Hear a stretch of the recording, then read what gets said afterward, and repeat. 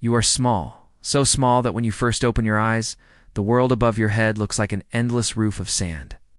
You are a sea turtle, one of the silent children of the ocean. You did not know the warmth of a parent's body because your beginning was a round white egg, buried deep beneath a beach that burned in the sun. There were about 100 siblings around you, each one kicking and pushing, but none of you had ever seen the ocean.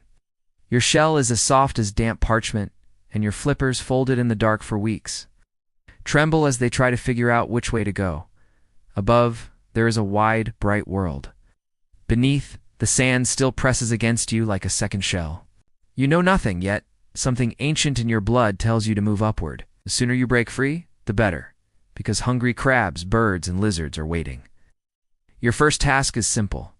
Leave the nest before you become someone else's breakfast. You push. It is not elegant. It is a desperate shoving with all 4 tiny flippers. The sand is heavy, and the smell of warm salt from above guides you, as if someone left a trail only you can feel. Finally, your head pops out into the night air. The moon lies over the ocean like a silver mirror. Instinct whispers. That is your path. Round you, the beach stirs with life.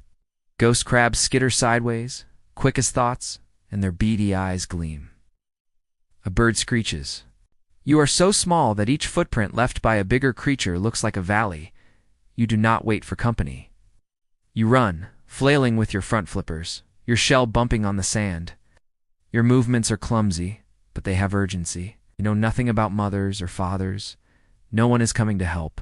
Sea turtles have no one but themselves from the first second. One of your siblings is caught, snatched by a crab. Another freezes when a bird swoops low. The night is full of danger, but also a strange music. The crash of waves. That sound becomes your heartbeat. Every few seconds, you lift your tiny head and correct your course. When you finally reach the wet sand, the coolness is a relief. A wave races up the shore and pulls you forward. You do not fight it. You let the ocean claim you. The first moments in water are awkward. Your flippers, made for swimming, suddenly make sense. You paddle forward, tasting salt on your tongue. In the first 24 hours, you swim almost without stopping, leaving the beach behind. This is called the frenzy period. If you pause, you risk being eaten. Your muscles ache, but the open water feels like freedom. In the great blue, there are still enemies, but at least you are harder to find. You have survived your first night, a feat that only 1 in 1,000 manages to achieve. Hunger arrives like a hollow echo in your belly. You have been swimming for days on the strength of the yolk sac still lingering from your egg, but now it is gone. The ocean is an enormous pantry, yet for someone so small, it is also a maze. You drift in the sargassum, floating mats of golden seaweed. These are your nursery beds. They hide you from eyes above and teeth below, and they hold something even better. Food. Tiny crustaceans scurry among the weed, transparent bodies darting like sparks. You spot one. At first you are not sure what to do. You open your mouth too early, and the current steals the morsel. The next time you wait, you paddle close, closer, and snap. Success. The creature wriggles in your beak, and you chew awkwardly. Your jaws are still weak, but the taste salt, soft shell, and victory fills you with energy. You eat again and again, trying to keep up with a hunger that feels endless. Your digestive system, a simple but efficient tube, comes alive. The crushed bits of your prey travel down your esophagus into a stomach that secretes strong acids, dissolving shells and releasing nutrients. Those nutrients flow through your small intestine, where enzymes break proteins and fats into smaller parts. Every successful meal is a lesson. If you do not catch, you will not last. As days pass, your aim improves. You learn to stalk. You use your front flippers to hold position in the floating weeds, waiting for prey to wander close. You also nibble at bits of algae, or an omnivore for now. Your metabolism runs fast, converting every mouthful into growth. By the end of your first month, you have doubled in size. Eating is not only survival, it is also practice. Your mouth learns to grip, your flippers learn to steady. Every hunt sharpens you, and with every small victory, the hollow echo in your belly is quieted for a while. Time in the open sea stretches. You are no longer the size of a human hand. Your shell begins to harden, layer upon layer of keratin plates called scutes, giving you a shape that is both aerodynamic and protective. The soft, paper-thin covering of your first days now resists casual bites. Your flippers lengthen, their muscles grow stronger, and the awkward splash of your early movements turns into something close to flight. When you swim, you no longer feel like a hatchling. You feel like a creature built for distance. Your senses sharpen. The salt water that once stung your eyes now feels natural, and the special glands behind them help excrete excess salt. The world becomes sharper, with colors that travel well underwater: blues, greens, silvers. You're hearing tunes into low frequencies, the hum of faraway waves, and the crackle of shrimp in the reefs. Even your internal compass, a faint sensitivity to the Earth's magnetic field, grows more precise. It points you, unconsciously, to the places your ancestors have visited for millions of years. Growth brings its own discomfort. The scutes itch as they expand, and sometimes they flake at the edges. You rub your shell against floating logs to ease the sensation. The rest of the ocean life does not pause to admire your transformation. Sharks pass in the blue haze. Dolphins streak by with cheerful efficiency. You stay small, careful to keep to the drifting mats that serve as cover. Occasionally, a shadow below reminds you of danger. A large fish lunges and you twist, flippers carving the water. The predator misses by an inch. Your body, now stronger, gives you speed you once lacked. You learn that growing larger does not make you safe, but it gives you a better chance to say no to being eaten. There comes a time when the ocean turns against you. The warm current that carried your floating shelter shifts. The sargassum thins and disappears. You find yourself in an empty blue desert with no food. For days you swim, searching, and find only the taste of salt on your tongue. The fat reserves under your shell shrink. Your strokes slow. Hunger becomes a heavy blanket over your body. Your metabolism, usually fast, begins to slow, as if your very body decides to wait. The heart rate dips. Energy is conserved in every possible way. You drift more than swim. Instinct whispers that moving too much will only spend the last drops of strength. You rest on the surface, half asleep, a tiny shape under the burning sun. When a storm rolls in, you almost lack the strength to dive. Waves toss you, but they also bring debris. Among the torn seaweed, you find a few jellyfish. They sting your mouth as you bite, but you do not care. You tear and swallow, the simple act of eating saving you from collapse. Tentacles burn your lips, yet the relief of having something in your stomach is like a miracle. Within a day, the sluggish fog in your head starts to lift. Survival for you has never been dramatic. It is made of small victories: a jellyfish, a mouthful of seaweed, and one more sunrise.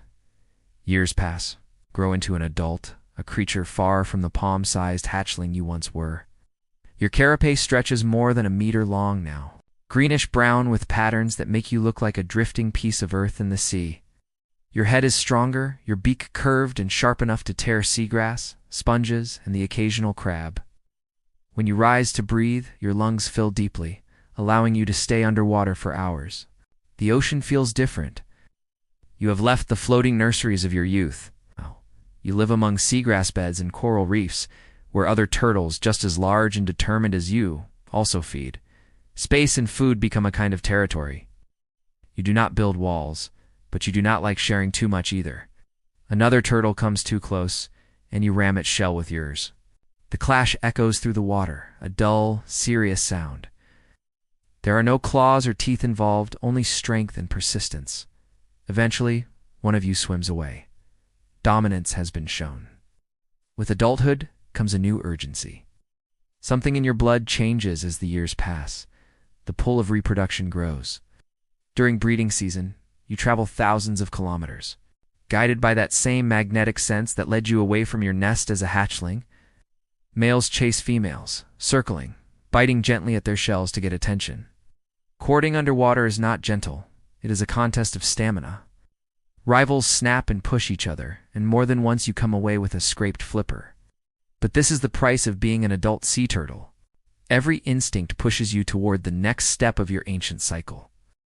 The journey back to the beach of your birth takes weeks. Swim with unbroken determination, carried partly by currents, but mostly by the map printed in your very bones. When the coast finally rises on the horizon, the smell of land mixes with memories that you do not truly have, but that every sea turtle seems to inherit. Courtship begins in the water. Males compete around you, each trying to get close, each proving with persistence that he has the strength to hold on. You choose the one who can keep up as you glide, testing his resolve. Mating happens at the surface, clumsy and exposed. Waves rock you both as he grips your shell with his long claws. When it is over, he drifts away, his part done. Your part, however, has only begun. The fertilized eggs grow within you, while you return to the open sea to feed building strength. When the time comes, you swim back to the very same beach where you were born. It feels strange to come full circle, to crawl out of the water as a creature that now weighs more than 100 kilograms, dragging your heavy body with strong flippers that were made for water, not sand. Under the cover of night, you dig? Each movement of your hind flippers scoops sand until a deep flask-shaped chamber forms. Into that hollow, you drop your future. Soft round eggs, one after another, nearly 100 of them. Cover them carefully, tamping the sand with deliberate care. Then you return to the water. Your parenting ends there. The eggs will hatch on their own. The cycle does not wait for you to teach or protect. You trust instinct as every sea turtle before you is done. In the quiet after your labor, the beach glows under the stars. You slip back into the waves, the salty embrace familiar after the slow, awkward crawl on land. Your muscles ache from the work, but the relief of buoyancy makes you light again. You do not look back. The eggs, buried in the sand, are now in the care of time, heat, and luck. Weeks later, when you are far out in the open water, those same eggs will split open. Small heads will push through the grains just as you once did. They will follow the same invisible instructions. Run to the sea, swim until their tiny bodies burn with exhaustion, and hide in the drifting sargassum. Many will not make it. Some will, and those survivors will carry forward the same pattern that guided you. For now, you rest. The sun sinks, and the surface of the sea becomes glassy. You rise for a final breath and let yourself float. In the deep below, parrotfish nibble at coral, and the currents murmur like lullabies. You are a creature who has crossed oceans, faced storms, outrun predators, and carried life back to where yours began. As the sky turns from gold to indigo, you dive. Your silhouette disappears into the calm water. The story is not over, but it is no longer yours alone. Somewhere, under a thin layer of sand, another tiny turtle already kicks and pushes upward. Ready to take your place in the oldest of races? If the ocean could speak, it would simply say, "Swim fast, little one, and do not be late for the next wave."